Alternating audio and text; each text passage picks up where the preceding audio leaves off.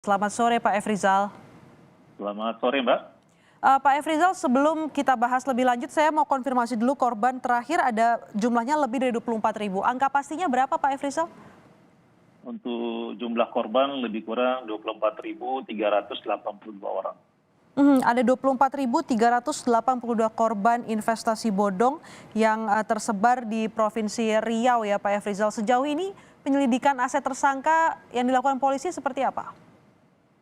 Jadi terkait dengan aset yang dimiliki oleh tersangka, sementara ini masih kita lakukan, ada beberapa yang sudah kita amankan barang buktinya, lebih kurang ada kendaraan, roda 4 ada 2, kemudian buku tabungan, buku rekening, dan sementara ini dari penyidik masih melakukan pendalaman terkait dengan aset-aset lainnya.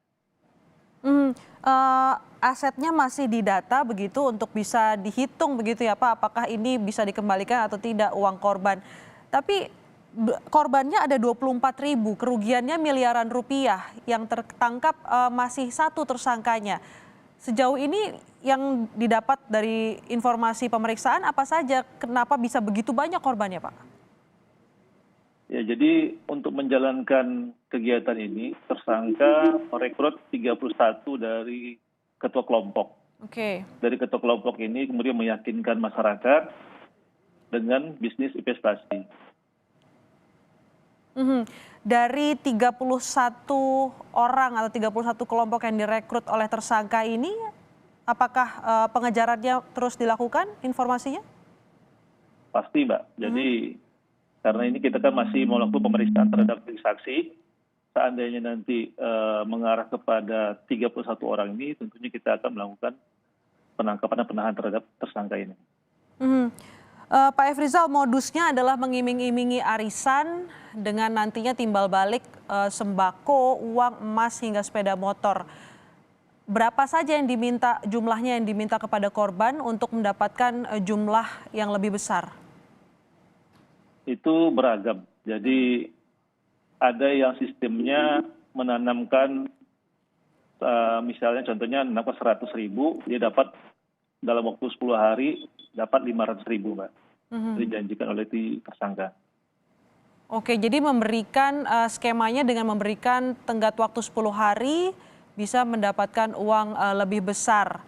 Apakah artinya bisa mendapatkan korban ribuan, puluhan ribu ini, apakah artinya memang dia mengabulkan janjinya pada awal-awal perjanjian ini? Iya, jadi dia sistemnya gali lubang tutup lubang, Mbak. Jadi dari masyarakat yang menanamkan uang yang kepada tersangka, itu nanti akan diputar lagi oleh si tersangka untuk memberikan kepada orang yang sudah terdahulunya. Jadi sistemnya gali lubang tutup lubang sehingga sampai ribuan korban baru ketahuan akhirnya begitu Pak Efrizal? Iya, benar, Pak. Pak Efrizal, Anda bisa ceritakan korbannya ada puluhan ribu ini asalnya dari kalangan mana saja kalau kita bisa lihat latar belakang ekonominya? Kalau latar belakangnya berdasarkan data di lapangan, Mbak, rata-rata sih ibu rumah tangga menjadi korbannya, Mbak ya. Kemudian itu ada juga yang dari luar dari wilayah Kabupaten Indragiri. Jika melihat latarnya ini kebanyakan ibu rumah tangga, apakah memang modusnya ini mendekati ibu-ibu rumah tangga melalui kegiatan khusus begitu? Karena kegiatan ini kan dikemas dalam bentuk arisan, Mbak. Jadi arisan yang dibuat adalah arisan sembako, investasi uang, kemudian elektronik, sepeda motor, dan emas murni. Sejauh ini tadi Pak Efrizal mengatakan polisi masih mengejar ada ketua-ketua kelompok sebanyak 31 kelompok. Dari 31 kelompok ini apakah ada yang sudah berhasil diperiksa Pak Efrizal? Sudah ada, Mbak. Sudah kita lakukan pemeriksaan.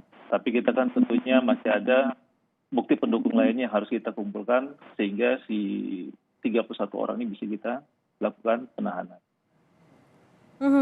Pak Efrizal, saya masih tertarik terkait aset dari tersangka karena kerugiannya begitu besar dan korbannya begitu banyak.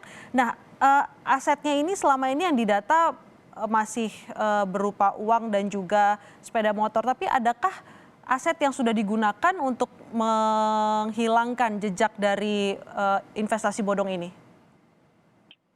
Sementara ini masih pengembangan dari penyidik. Nanti saya jelaskan lagi lebih lanjut. Masih dikembangkan oleh penyidik, sejauh ini data-data yang didapat dari aset tersangka begitu ya Pak Efrizal. Terima kasih Kapolres Indragiri Hulu AKBP Efrizal telah bergabung bersama kami di Kompas Petang.